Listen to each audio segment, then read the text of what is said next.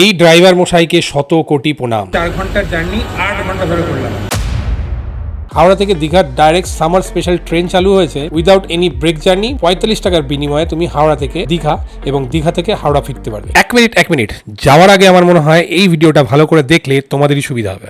রোববার থেকে শনিবার অবধি প্রতিদিন 9:25 নাগাদ হাওড়া থেকে এই ট্রেনটি ছাড়ার কথা। এখনো ট্রেন দেয়নি, 9:25 ছাড়ার কথা, 9:25 হয়ে গেছে। এই যে 9 নম্বর প্ল্যাটফর্মে দিয়েছে Howrah to Digha. Train number হচ্ছে 8003। হাওড়া থেকে ট্রেনটি ছাড়লো এক্স্যাক্টলি 9:47 নাগাদ। ট্রেনটা বেশ ফাঁকাই যায়। এই ট্রেনটি বেসিক্যালি গ্যালোপিং ট্রেন। হাওড়া থেকে মেচেদা অব্দি 4টি স্টপ নেয়, কিন্তু প্রচন্ড স্লো, দাঁড়িয়ে যায়। মেচেদা থেকে খুব ভালো যায়, কিন্তু মেচেদা থেকে হল্ট প্রায় 18টি। অনেকটা সময়ের জার্নি। দুই ভাই মিলে একটু ঘুমোতে অবশ্যই কিছু খেতে ফাইনালি 5 ঘন্টা জার্নি করার পর অবশেষে গিয়ে দীঘায় পৌঁছলাম। দীঘায় পৌঁছানোর টাইমিং ছিল 1:44, গিয়ে পৌঁছেছিল 2:34 নাগাদ। 40-45 মিনিট লেট, এটা তবু অ্যাফোর্ড করা যায়। The next day. আমরা পরের দিন ফিরেছিলাম এই ট্রেনেই, যার নাম্বার হয়েছিল 08004, দীঘা থেকে হাওড়া, যেটা 3টের সময় ছাড়ার কথা। আর ট্রেনটি সঠিক সময় না আসার দরুন দীঘায় প্রচন্ড ভিড় হয়ে গেছিল। আর ট্রেনটি যথারীতি ছেড়েছিল 4:17 নাগাদ। আর ট্রেনের ভিড় কিছুটা এরকম ছিল। 7:52। আমরা এখানে 6:52 থেকে দাঁড়িয়ে আছি, 5 করে দাঁড়িয়ে আছি।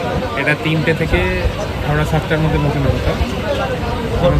8টা বাজতে ছিল, এখন দাঁড়িয়ে আছে। ফাইনালি এত কিছুর পরে ট্রেনটা এমন ভাবে দাঁড়িয়ে এসেছে, সেটায় আমরা অলমোস্ট 8 ঘন্টা জার্নি করেছি, যে জার্নিটা হওয়া উচিত ছিল 4.5 ঘন্টার। থেকে বড় অসুবিধা, লোকাল ট্রেন হওয়ার দরুন এই 7-8 ঘন্টা কিন্তু আপনাকে বাথরুম চেপে রাখতে হবে, সেটা মহিলা হোক আর পুরুষ হোক, যেটা খুবই অসুবিধাজনক। 11:11 7টায় হাওড়া স্টেশনে ঢোকার কথা, 11টার সময় ঢুকলো। 11:03 না 4-এ ঢুকলো ট্রেনটা। মোটামুটি 4 ঘন্টার জার্নি 8 ঘন্টা ধরে করলাম। যাওয়ার সময় এক্সপিরিয়েন্স খুব একটা খারাপ হয়নি। 1 ঘন্টা 45 মিনিট মতো লেট ছিল, ইটস ওকে, ম্যানেজেবল। আসার সময় ওয়ার্স্ট কন্ডিশন।